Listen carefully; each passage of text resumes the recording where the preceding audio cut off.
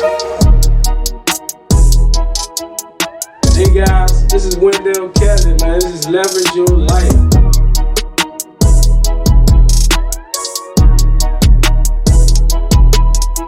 Hello guys, this is Leverage Your Life podcast.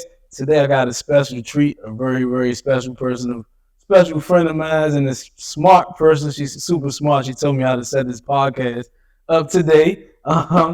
We had a little technical difficulties before, but without further ado, this is Lee Hewerson with Pride Title. She's my title company, my settlement agent. I'm so thankful to have you today, Lee. How are you today? I am good. Thank you good? for having me. Yes. So Lee, we've been begging Lee for like two to 3 months to get on this podcast, and she's finally here. So God, please like pay attention, because we're gonna get her going. We're gonna get her excited. She'll give us a lot of information. She's gonna drop some jewels. So Lee, first of all, I know we talked about it a little bit before.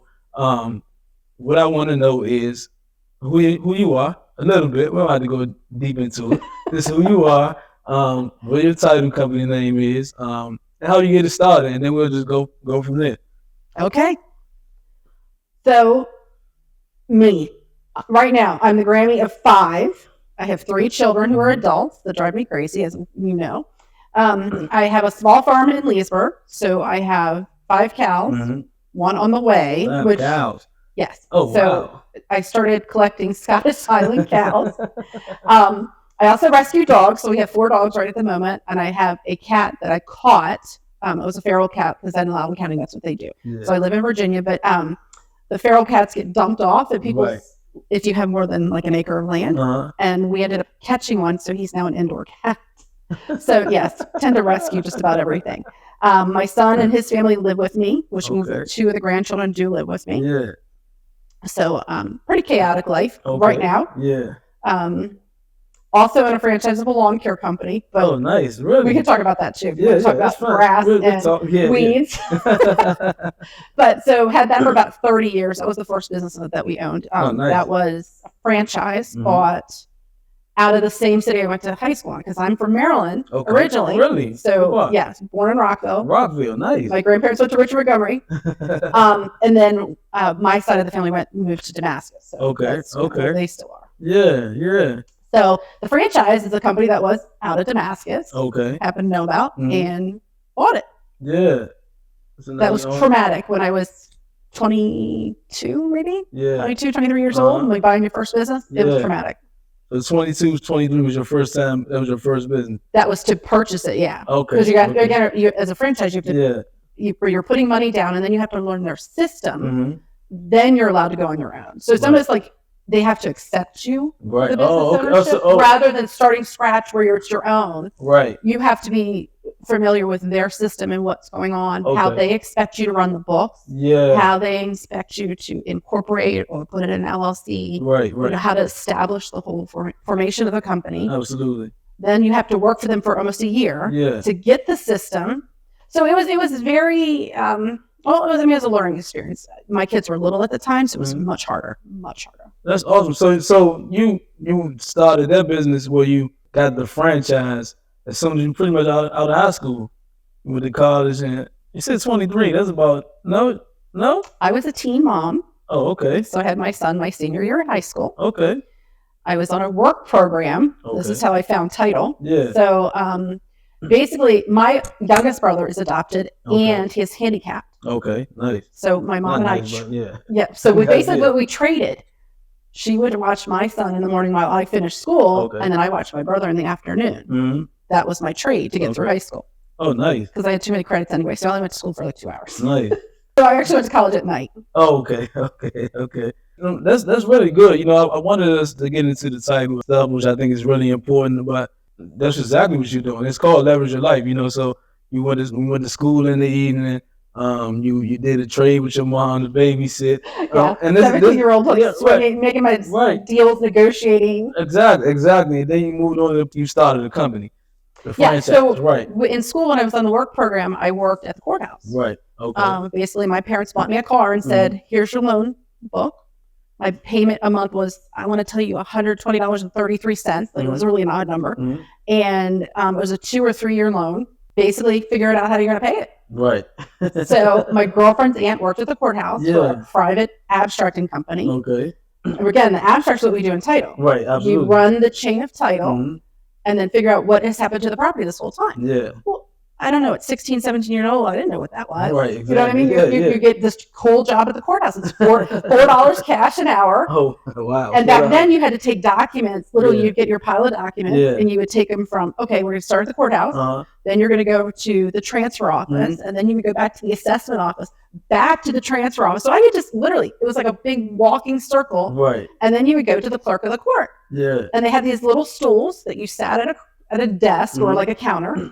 And you would share the documents with this clerk. Right. So, Amy and Ben, they were all like the little clerks that I hung out with every day. You would eat your lunch while you're waiting for your number to be called. Okay. You would get up on your little stool. Yeah. You'd have your little documents, and then I'd have like my little kit. I'd have my crowns to do the notary seals because you'd have to show them their boss. Right. And then I'd have like my little pencil in case I had to fill in something on the documents. They review the deeds. For transfers. Grantor's the seller, grantee's the buyer. Okay. You had all your little county stamps because you had gone all these little places to get them. And then they basically run them back then through a little cash register, just like you were going to Safeway. Oh, really? And they would stamp on there like what time we were there, put your book and page on it, and then they kept your documents because they had to go photograph them. Okay. And they would go on microfiche. Okay. Then like 6 weeks later, after it was all back and reviewed, you would get these documents back. Oh, wow. So that was like my whole job. I had no idea what I was doing. Until one day, we had to do this deed recording, and it was like everybody's making such a big about this one deed. Well, it ended up being Wonder Woman's deed. Wonder Woman's deed. Who was that? You talking about the actual actress? Linda Carter. Oh, really? Look at you. Yes, it was one of those. So everybody was, oh my God, do you know who this is? I'm like, no, I don't know what this document really is. So let's explain to you what this is. But yeah, it was. So no, I never was in settlement, but I never got to meet you. But I was holding the document. Right. Okay. That her ownership. Yeah. Okay. Nice. I know you told me about Biz Marquis before. Yes. Well, I've done a couple of closings for some really special people, and they, you kind of like fall under, go under the radar when you're doing this. Right. Okay. But at that point, I didn't really understand the settlement part of it. Who met with who. I got my notary, I guess, when I was 18. Okay. So random people would come to the courthouse, have a, change in name or have a divorce hearing or something and need a notary. Right. So they would find us in, you were in circuit court. We were back in the land records, which was nothing but the big old historic books. And I had like the smelly, moldy papers and stuff like that. Right. That's where I used to sit. So they would come back there. They would send you back there and you charge them like $2. And you'd have enough notaries every single day to buy lunch. Oh, really? Wow. So I'm just trying to get back to that time. So when you were 18, 19 or whatever it is, very young, what was your mindset at that time? Was you just trying to have a job, or what? Maybe that was what it was. No. But, okay. I'm super competitive, and I wanted it all. Right. You wanted it all. What is this? Why is this happening? And where's the money? Right. Okay. Nice. So you analyzed it. Very much so. And you said, very much so. Let's figure out how to do this myself. So I was recruited by a builder to do their abstracting. Okay. Wow. So I went from specifically working couple hours a day in Montgomery County Courthouse to then doing this whole state of Maryland. Okay. So literally I had a little Geoprism. Right. That's going to take you way back. A little white car that got great gas mileage. Yeah. But then I had to travel from courthouse to courthouse because every courthouse is a little bit different, but they do the same thing. I think my favorite was Annapolis. Okay. Because it was very historic, very old. Right. Just a different atmosphere.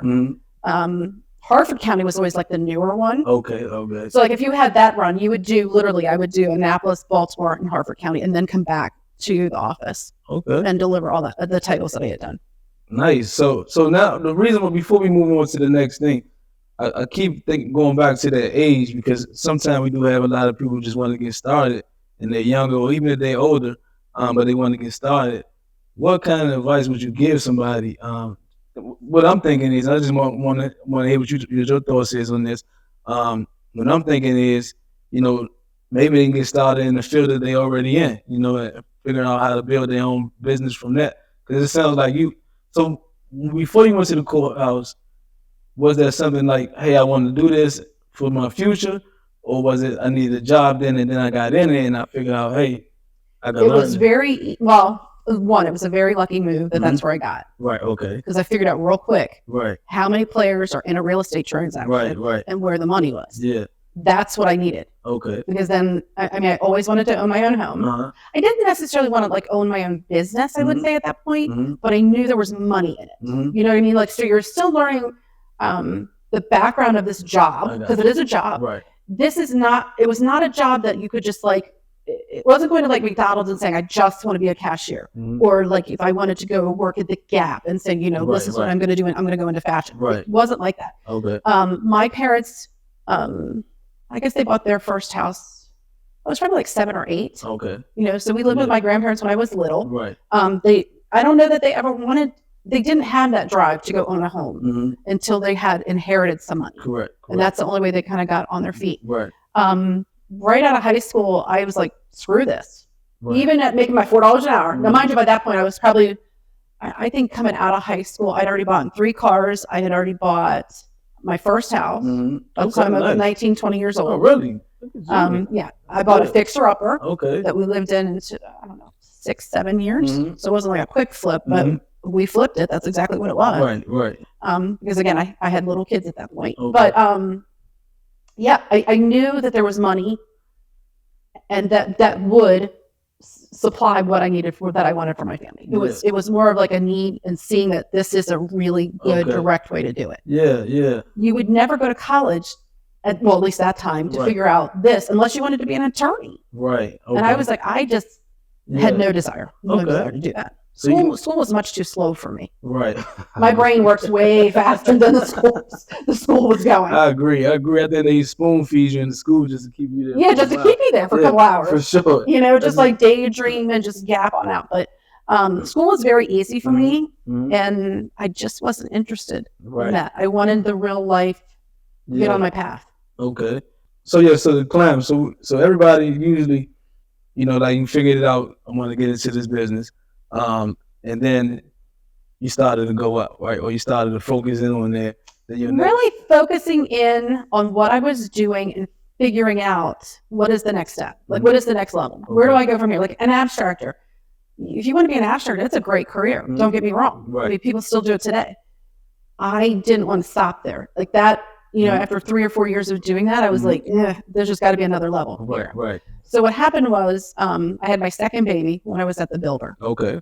And they asked me specifically, you don't want to go to these courthouses anymore, drive around, which it was hard. I mean, again, you have a newborn at home, that kind of stuff. And I was hitting it was like the whole state. It didn't matter where, just depending on the day.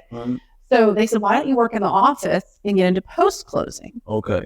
Again, I don't know what that is. I don't really care what it is at this point. I just wanted to say, okay, I'll do it.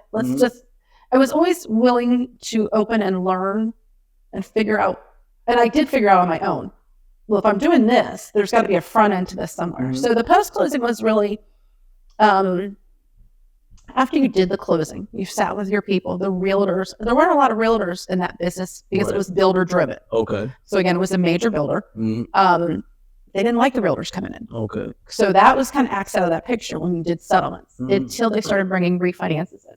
So when you're only doing with a borrower. But the post-closing was really you're taking that package after somebody's closed, dispersing it to the lender, making sure the checks go out, a lot of FedEx and courier. Back then it was a lot of courier packages back and forth, that kind of thing. Okay, that makes sense. But you can see, again, there's checks going everywhere. Right. You can see that they're buying insurance to protect this investment. You know what I mean? So you see that there's a lot of money involved in the transaction itself. You know, what do you get out of that? You're getting a new home. You're getting cash out of your home to buy another home. All these things. So you can really start to see the tiers as far as where you're going. The first house I bought was a duplex. So it was a very, very old home that needed fixed up. I didn't want the new home. Right. I don't know why. I don't know why I didn't at that time. But I really like the old stuff. Right.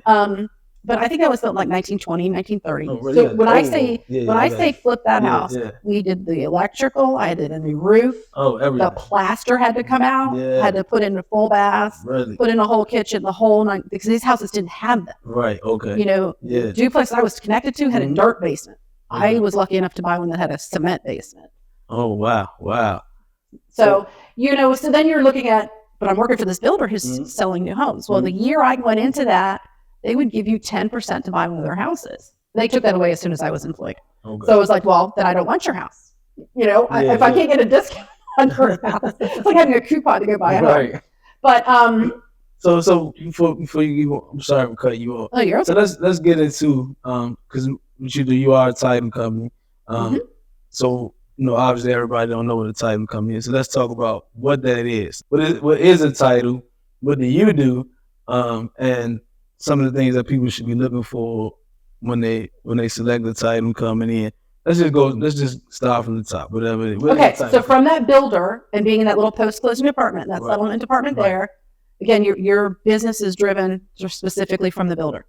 From there, they actually created a joint venture. Okay. And that venture was sold. Okay. So when it was an employee, you get transferred over to this joint venture. And then we were sold to some attorney. Right. And I thought, well, what am I supposed to do with now at this point, the employment part became really questionable here. Right, so I'm like, I have stocks, I have really good benefits with this builder, all these things. And now I just went to a private attorney. So now I'm seeing sides for a different angle. Their business was specifically BCD lending. Okay. And a lot of that is not around anymore. That is bad credit, Band-Aid loans that help people with the situation they were in at that moment. I used to come home and cry every single night I had to do closings because these were rough loans. Really? These were, I'm charging you 8 points. We're paying off your bazillion dollars in debt. So you're seeing this. Right. You're seeing a loan application that comes into you. You're seeing how much debt these people were in. You're seeing that they're not getting a decent interest rate. They're paying points to get a bad interest rate. Right. I know. They're getting a loan that, when I say a Band-Aid loan, you have 2 years that you have to pay this loan on time. Then you're allowed to do something. So the question is do they ever make it to the 2 years before they can refinance or not? So I kind of stopped doing the sales at that point. More of this was this refinance fixture product. Okay. So again, you're just seeing a different path with these titles. Yeah. Then we went through the phase where you were doing 125. So 125 was the second mortgage that was offered that paid off your debt. So any credit cards, car debt, anything you had was paid off.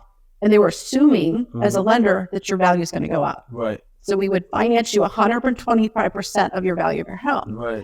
This is way before the first crash in 2008. I know. It sounds like it's bad. So these were bad. These were not great. These were not great. But these were things as a title company you were making money. One, learned a lot about the title itself. Yes, I had done an abstract. I didn't know how to clean up an abstract. I didn't know, if a judgment is filed incorrectly, it doesn't really affect your property. Right. I didn't realize what kind of judgments actually affected your property. District court rules don't mean anything to anybody. Right. You know what I mean? Like all these little nuances with the title, especially with somebody with its in debt, a lot of times there are judgments to go through. So we were cleaning up titles at that point. So this was a really good background for me. Builder, you're starting the title. It's just basically, it's a raw piece of land. You go to a developer, it goes to the builder, and then you're on to your consumer. Okay. These BCD ones, no. You have divorces and judgments and bankruptcies and all the good things that are close to foreclosure suits, things like that before you're paying debt off. Yeah. So again, now you're looking at when you're studying the loan application when somebody brings it in. Again, I'm not taking the loan application because I wasn't a loan officer, but you could see it when it came in. How much money do they make? What did they do for a living? How long have they been there? You could see that, this is a job jumper. This is why they can't pay their debt. Oh, it makes sense. You know what I mean? Right. So you could see this guy's in sales. He makes $120,000 a year, which back in the early 90s was huge. I know. That's a lot. Millionaires. Yeah. He owns 6 houses. So it was really easy for me to go, well, shoot, just put this in the calculator. How much money do I need to make in order to do this? That makes sense. That's how I looked at it. Oh, I love that. I don't know that everybody looks at things the way I do. I kind of think outside the box, but it put me on a path real quick. Like if I go into sales of title, like if I'm now a marketing rep and bringing in business to a title company versus, again, being fed from a builder or from a lender, those kind of things. Where's the money generated and who's going to make that money at the title company? Right. After we were sold to that attorney, we were then sold again to a different attorney. Wow. And with that being said, it was a debt that the owner of the first company, their joint venture, he owed an attorney a favor. Mhm. So we were just sold to another company. Like, I was like, who is doing this? Like, selling you, as an employee, how do Right. I even, like, I Right. couldn't even figure out, like, what do I just stay? Do I Yeah. not? You know, what do I do? Yeah. Probably the best decision I had at that point. I could have gone other places. Mhm. I don't know that I had enough experience under my belt to figure out what I would want to do at that point. Mhm. So I decided to stay. So I Okay. was the vice president at 22 years old, 23 really? years old at this Wow. company Look at you. because I decided to stay with them and stick it Yeah. out. Yeah. And I was rewarded for that. That's I mean, awesome. but I was also trained. You know, we had 10 or 15 attorneys on staff. Mhm. So I learned from some of the best. That's good. So now you're the best. I would like to think I'm one of the best. But yeah, so, you know, I picked up and learned from those around me Mhm. because everybody has something to give to you. I love that. It's just a matter of what you see in them. Yeah, I love that. So yeah, so again, let's get back to what is a title. So we don't. Title. Yes. So we got to keep it elementary for some people, you know. So you and I understand a lot, but you know, we just got to understand. You know, we got viewers that's like really interested in knowing the process of buying a home and any other process. So I love the story that you just gave because we also want people to understand how to build their lives and how to look at certain things. Like what you did was accumulate a lot of knowledge and start to pay attention. Right, and started to pay attention, and then it helps you get to the point where you are now. But let's start basic. Let's start with the basic. So basic. When we get a contract from let's start there. Right. So realtors are our title company's bread and butter. Yep. We are there to sell a product. Our product is title insurance. So we are giving insurance to protect you on anything we find in that title. Absolutely. Our job is to clean it up, make sure that those judgments, bankruptcies, mortgages, child support debt, anything that's out there, we're making sure it's all taken care of by the time you get it as an owner. So in saying that, some of those title problems are very easy to do. Some of them are not so much. Right. But in learning from a builder, learning from bad credit, the titles are much easier to clean up because I've seen all of those. There's not much in a title that I haven't seen. Our job for the contract, we're on the back end. Right. So we aren't really with the consumer, meaning the buyer. Right.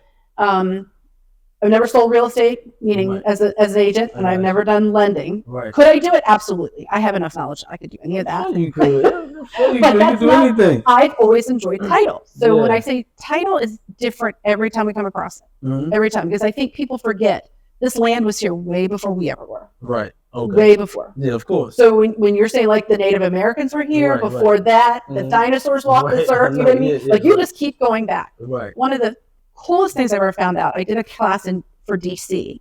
And they talked about when DC was created. Because DC, if you've ever looked at it, is lot and block. Or lot and squares. Right. It is. How it's broken down. Yeah, for sure. They did all that surveying by hand back then. Oh, really? And there's not much mistake in DC as far as like if you go down and this is lot whatever and here's all the square numbers, that stuff is super accurate. Really? And I have all the back paperwork from that and how that was created because I got it out of this class, obviously. But it was so fascinating to me. I was like, you're looking at this, I don't even know what, like why? DC was created because Maryland gave a piece and Virginia gave a piece. And you know, all the surroundings kind of created it. Yeah. And then they went in and surveyed this place. And then cut it into those little blocks. Really? And that's where it was. And then it was like, it had to be like, what? You have this little farm? Is that where you start? Is this, you know what I mean? Like what block of land? So that's what you're looking at in the title. You're kind of figuring out it started. Where did it start? Who put the road in? Oh, okay. You know what I mean? So when you're starting, it's not just the lots where you're cutting off the land for people to live off of. Right. You got to have traffic go through there. Right. You've got to have, you know, back then, it was the horses, the buggy, not the cars. But so as things change, you have automobiles, you have roads that have to go in. You have to look at that when it's turned from a dirt road to an asphalt road. Right. Dirt roads can move. Right. That's true. I mean, they say that they can wiggle because you've got rain, you've got the rock, you've got the the fill in the holes. Yeah. Asphalt's kind of there once you put it there, and that's kind of where we're at now. But you still have some of those nasty old farm dirt roads that get you where you have to go. Yeah. So, and that's what's considered access. Yeah. As a title agent, I need to make sure you have access to your property. So you really have to look at: do you just line up on the road? Right. Do you have a driveway off the road? How do you get access to get off your property? Is what you have to look for. So that's right away. That's an easement. That's ingress, egress. It just depends on what you're finding. These are all the things that are found in title. Right. Okay. So in learning some of that kind of stuff, you look at your piece of raw land. And now, so let's just say we start with 20 acres and we're going to do, 4 or 5 acre lots. And they figure out how you're going to cut it. You're going to cut that piece to where all of those lots have access. And if they don't, how's the right of way going to run from, like, say, the back lot all the way through to get you to where the road is? Right, kind of thing. So that's what you're looking for. Okay. When you purchase title insurance from a title agent, there's 4 parts. Okay. 1, we need to make it a marketable title, meaning that you'll be able to sell it properly. 2 is your access. 3 is cleaning up all of that back stuff, making sure all the mortgages are paid off. Any judgments that affected are paid off, because that comes into the money part of the settlement. Yeah. And 4, it is your ownership document. That means that you own that piece of land. Correct. Okay, and that's what we fight for that. So if you have a problem, somebody comes up and says that you don't own your property, this is going to kick in to make sure you do. Okay. And I should have done my job well enough to make sure that is going to cover you with anything you need. Right. Love that. I love that. That's really good. That's some good stuff. So I've heard that some people shouldn't buy title insurance because they have mortgage paper title insurance and number 1. Right. If you're taking a mortgage, you're taking a loan to buy a property, that lender makes you buy them a policy. Right. That's your key number 1 fact. That's number 1. If they're making you buy it, why wouldn't you buy your coverage? Because again, owners is optional. It is an optional coverage. Right. But they're making you cover them. Right. So why wouldn't you cover yourself? Why would you cover yourself? Right. Exactly. The only time that owners is a little bit different is when you're building your own home. So you're buying a lot, which means when we insure to the value. So let's just say you bought the lot itself for $50,000. That's the coverage of insurance at that point. There's nothing more because there's no improvement. There's no value more than that on the property. Once you put an improvement on there, whether it be a commercial building, whether it be a home, whether it be condominium complex, it doesn't matter what you're putting there, that adds value to it. You may want to increase your title insurance later on based on that. Because again, when we offer it is when you purchase. So if you're only purchasing your lot at that point, it's only to that value. That makes sense. Which you can always increase. But remember, it's also a coverage you pay for once at your settlement. It can be inherited by anybody, meaning that if something should happen to you, your heirs automatically get it. Okay. So the coverage doesn't go away. Right. I love it. What type of advice do you have with some people when it comes to not just purchasing title? What should they look for to make sure that they're purchasing the right property? And from your point of view, I know you told me a lot of stuff before in the past. Now, really, when I'm trying to draw it out of you, get something out of there that you give me. For me, again, I like the old homes. Right. I found today the buyers want to go in and it's got to be grayed out or neutraled out. The house, it's got to be very blank, no personality to it. I think all houses have to have character. You know what I mean? I feel like I was raising a family there, or I'm living there. I want to be comfortable the way I want it, not the way you like. You may have totally different taste than I do. Yeah. But then you just have to say, okay, if we got rid of these pictures, and if I put the couch over there, like what would this room look like? You have to vision. 1, 2. It has to be something. You don't just live in a house for a moment. Right. That's true. So you don't have to do everything right now. Right. Absolutely. So again, my first house took 6-7 years to finish. Right. But I found that, like if we're looking at the kitchen, and I know the cabinets are going to be like the most expensive thing, which I priced cabinets recently. They were like $50,000 to do a full kitchen. I was faded. I was said, oh, absolutely not today.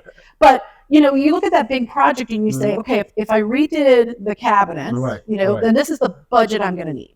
That doesn't necessarily mean that's going to be today. Right, exactly. If I got to live in my little, baskets and with the cabinets that are there and, with the doors hanging off or whatever it is, then you just did it. I did it. Yeah. I mean, really. Absolutely. I found also that fixing up your own house, and when I say fixing up, there's a lot of things I don't know how to do. Let's be real here. I didn't go and redo the electrical by myself, but I knew I needed it, so I priced it, and I was like, okay, if we're doing electrical, and that's a big thing. It is a big thing. On some of these old homes, maybe I don't get to do the project on the other side. Right. But if I'm doing floors, for instance, I can go rip up a floor. You know what I mean? Yeah. We went in there, took the tar off after they had the linoleum down. I'm sure that was not great for my lawn, but I did it. So I didn't have to pay for that. Right. So I looked at every project as a project to figure out what I was doing. But again, I'm not the type that's going to buy the cookie cutter house. Right. To own one of those builder grade, just everything's white. Just you have your neutral gray carpets. Right. I'm telling you, I tell most of my clients I don't like it. A lot of my clients tell you right now that you just hate new homes. Like, and I don't think that's it. I don't think that's it, because I think if you look at the structures of the new homes, I think they're coming back around to the ones I do like as far as the floor plan. Right, absolutely. But I hate the way it's blah. Right. There's no personality. Right. It's very I agree. They're all pretty much the same. But that's what you always look at too, and then you also have to look at the value. If I'm ripping up this floor and I'm not going to pay you to do it, I'm going to go do it. Maybe it's a couple $100 plus my time. I can live with whatever's underneath it for a little bit until we figure out what's going to put it on it. But by the time it's all said and done, I've added value. Absolutely. And always looking at the value add. Do I wait and save for my cabinets first because that's the bigger project? Yeah. Not necessarily. Yes, it's going to add a huge, because the kitchen always has really good value. Right. But, if I'm on a budget and I know what my budget is, maybe that waits a little bit to get that add. Whereas I can go do a rug in the other room, or, rip out the hardwood floor, refurnish, or whatever the little project was. The home I'm in right now, I just replaced the back windows. That's all I've done because those needed it immediately. I'm doing it in phases, but I have, in all fairness, I have 32 windows in this house that I'm in now. Wow, okay. So nice it's like, house. Well, it's a big house, but it's also like a 3-car garage that has windows in it. Oh, really? Like really weirdo stuff. So I'm like, those don't need to be replaced. Like, who cares if those leak? I mean, those can leak for a little bit. It's just in the garage. The garage, right. So I looked at it as, again, phase it out. You don't have to do everything immediately. And it doesn't have to be, you're going to live there. Use your time, make it your own. Exactly. I love that. And that's how I look at it. I think that a lot of times people want their new house, but they're not thinking about the future, If you take your time and put sweat equity into it, you'll get a lot of bigger benefits than getting that moving into that new home. I also feel like with doing that, you may want this builder house that's so blot out. This is the top of the market, because that is a totally walk-in ready. If I just budgeted it down a little bit and saw that I could eventually get here with this house, if I do X, Y, and Z, it could happen. It may take a little bit longer. And then you'll have a lot more equity in your property. You get into a lot. And I think it's also, for me, I was still good about it. And it was made me feel, it's my good feeling, like, wow, look what I did. Right. That's awesome. That is some good stuff. So what type of tax advantages that you can tell me about in purchasing a home? Oh my goodness, tax advantages. So the biggest thing, the home I live in right now, I have land use. So that's why the cows came in. Because I looked at it, the guy before me, the seller, because again, I just bought from a seller, he had horses because his wife was a big animal vet. And I'm like, he told me flat out, buy this house and you can still do these horses. Right. That'll pay your mortgage. Love it. And I said, whoa. Horses are way more, they need a lot of time and management, and oh my God, horses need daily things. Really? They need meds, they need oats, they need shoe care, they need, you name it. They need their little manes brushed. Right. So I was like, okay, so how much am I making off this horse? And I hate to say it, but that's really what I looked at. Okay, if I had to take care of you every single day, I'm not riding this horse. Right. I'm not getting any benefit out of this horse except the money, because that's all it was at this point. The time, effort put in was not worth it to me. So I said, get your horses out. So try to find a property that you can. So with ours, you still had all this pasture. So if you do nothing with the pasture, I had to pay in that county what's called rollback taxes. It was about $40,000. Wow. Because I think it had been land use for like 15 years. So you would have to pay 15 years of all that rollback tax just to put you up to normal. And I was like, I'm not doing that either. So where's my economic value here? So I've got to use this land for something, because you can't build on it. It is a floodplain. So it's not like, this is not like a great piece of land. It's got a floodplain. It's got a little creek that runs through it, a lot of water, a lot of damp. So what can you plant there? Okay. I can put crops if they'll grow in a floodplain. Right. That could cover your land use, so you don't have to pay this money back. Well, couldn't find anything. I mean, I looked at garlic, I looked at mushrooms, I looked at grapes are a big one out there. Grapes don't turn around for 10 years. So really? I didn't know that. Yeah, so you're going to tie the land up for 10 years to possibly get a grape. I was like, no, these aren't going to work either. So then I started doing my little research about cows. And I was like, cows are self-sustainable. Really? So there's not a lot of maintenance? No. They take, as long as you water them, go fill their bucket up, they're good. They're good. Really? Isn't that simple? There's a little walk-in shed that they can go in. The cows that I picked are hardy. They're grass-fed. That's it. Oh, really? Now they'll take trees, like any other animal. Oh, right. But that's it. I don't have to treat them every day. Wow. You know, you got to make sure the fence is up. You got to make sure they're watered. That's it. That's simple. And I saved $40,000 in taxes. Man, I love that. And they're beef cows, so eventually they can be in the freezer for somebody. So that was a win-win. Yeah. But again, that took a little bit of research to see what can I do. So when you talk about tax advantages, you know, it's like if I'm buying a townhome, that may not be the tax advantage for me because I don't have a lot of land to put a cow on. Right. However, if I'm going to buy my next home and I want a single family, what are my tax advantages about keeping that property? Right. How can I structure it that this property that I've been living in and fixed up and made it my own, can I rent it out and then pay for my next venture? Yeah. You know, you have to look at that too. I had a hard time being a landlord. Right. Really? Yes, it was hard. And I don't know what, it really was stressful for me. Yeah. I love it. I think it takes a special person. Yeah. And maybe it's the renters that I had. I don't know. It made me crazy. I know I had a condo. The tenant, he was very nice, don't get me wrong. But individual single guy. So he had like a couch and a bed. There was not a lot of furniture. There wasn't much. That's all he needed. That's all he needed. But he used the washer and dryer. Yeah. And I told him going in, I said, look, they're kind of older. It's not worth fixing. Right. So if you tell me the dryer's bad, we'll just replace it. You know, back then you could get a dryer for $300. Right. Call it a day. Pretty much still. Again, that's an upgrade to your home. Right. He kept calling maintenance on me and just, you know, let's look at the heater coil and let's look at this. And I thought, oh my God. Wow. Just pull the driver and throw it throw it outside and I will come get it. We'll just bring, you know, let Sears deliver you a new one. Yeah. That was hard for me. I don't know why. It just seems so simple, but I thought it was simple when I told him, just tell me what it was. Yeah. That was bad. That was really bad for me. That's some good stuff, Lee. So look, I'm not going to hold you too long. What is next on Lee's agenda? So because I have to be constantly learning, the title company, once I got to a point with my attorney retired, and that's how I kind of went on my own. It was kind of like, do I just go work for somebody else again? Or do I just do this on my own? So I went on my own. And that's had its ups and downs. I mean, again, because I never really thought, this whole time we've owned this other franchise. So, you know, I already have one ownership business there. I didn't know that I wanted to do this on my own. I still don't. I would love to have a business partner. I would love to have people to bounce off of because I need that interaction. Absolutely. I was learning that myself. Yeah.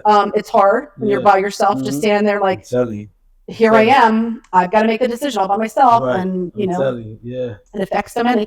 But I think now I'm finally taking a step back from the day-to-day work. And that's a hard one for me too, to let them control what's going on in the day-to-day. I'll never retire. Right. Like, I don't think I want to either. I just think there's too much out here to do. No. And sometimes you just love what you're doing, right? Yes. Yeah. And this is like 38 years. Right. So if you really look at I am that old. So yeah, I don't know what else I would do. I look at the things out there and I'm thinking, couldn't do that job. Couldn't do that one. Not many people, there's not many things out there that I could say, that's what I would like to do. It's just not there. I just don't know that I could. 38 years, you look 38. God love you. You look good for 38 years. I don't think you can do anything for 38 years. That's good. That's really good. So that's next in your agenda. You're just trying to just take a step back and just a little oversee instead of the day-to-day. Yes, oversee and let the money work for you. You know what I mean? The money that's been invested in these businesses. Absolutely. Let that run. I love it. And that's a full circle. So you started out trying to figure out what you want to do, then you bumped into something, then you dig into it, then you build it, then you build a family, and build a farm. And it's not for the lazy. Let's put that. It's not for the lazy. Right. It does take some effort, and it does. Right. There's a lot of sacrifice to it. And now you love what you're doing, and now you want to just oversee it and help other people grow your business and grow themselves, I'm sure. Yes, and that's another thing. Anybody who's ever worked for me or been with me, it's not about what I know or about me. Absolutely. It's about sharing the knowledge. Yeah. Somebody shared it with me at some point, or I stole it. You never know. But it's time to pass it on. I think that title agents as a whole, we're kind of an old breed. Like it's definitely something now that technology is kind of taking over our industry. It's harder to find people like us. Oh, really? You guys are great. I see you growing your daughter. That's why I asked about it before you came in. Well, you got to remember, my kids never wanted to do anything with me. Really? Like just nothing. Like, So oh my God, daughter- mom works so hard. Yeah, She does yeah, this, that. I yeah. don't want to do this. But now that they kind of are in their own little life and Mhm. out of college, Mhm. they kind of see the benefit of what I've done. Right, right. I was going to say, and it's Yeah, definitely one of those awesome. things where it's like, Yeah. is it ever going to happen? Is Yeah. it ever going to happen? Right, right. But what do I do if something happens to me? Yeah. There's nobody to take this business on. Right, You exactly. know, you have to look at all these other angles. But it finally happened that one of them wanted to work with me. I'm happy to hear that. So usually I always ask people where can they find you, but if they want to find you, they can come through me. Absolutely. Absolutely. I can be found. They can Google me. If they can spell my last name, they can find me. Right. How you say it again for us? Hewardson. It's very, Hewardson. yep, Lee very easy. Hewardson. So that was Lee Hewardson today, guys. Thanks a lot for coming out. We'll see you pretty soon in the next one, maybe. Hopefully. Yes. Hopefully. Maybe I'll do this again. Yes, absolutely. Thanks, Lee.